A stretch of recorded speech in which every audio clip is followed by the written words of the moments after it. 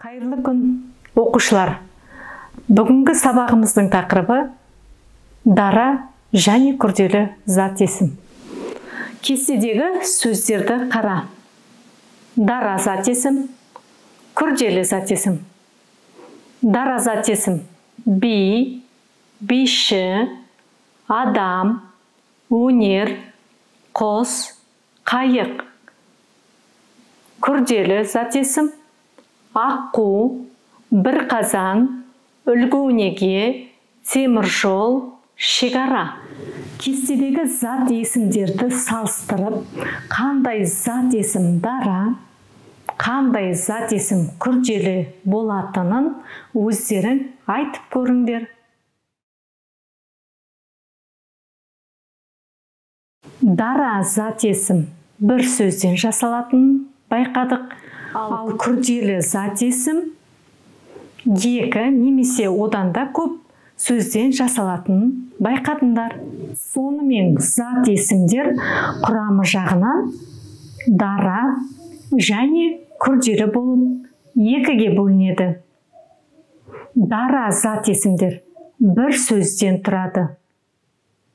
Күйші, қой, түйе. Ал күрделі зат есімдер екі немесе одан да көп сөздерден тұрады. Мысалы, кемпір қосақ, күнбағыс, темір жол. Оқушылар, енді келесі тапсырманы орындап көрейік. Бұл тапсырмада көп нүктенің орнына керекті сөздерді қойып, өлеңді көшіріп жаз. Яғни керекті сөздер ойсыл қара, шекшек ата, шопан ата, зеңгі баба, қамбар ата.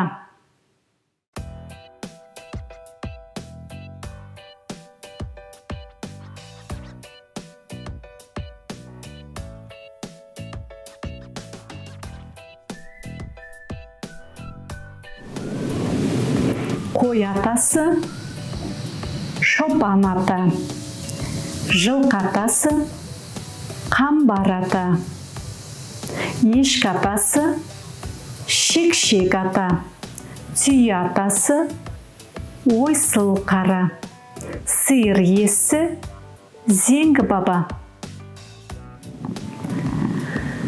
Өлеңнен дара және күрделі зат есімді тап. Дара зат есім: қой, не жылқы, не ешкі, не түйе, не сиыр.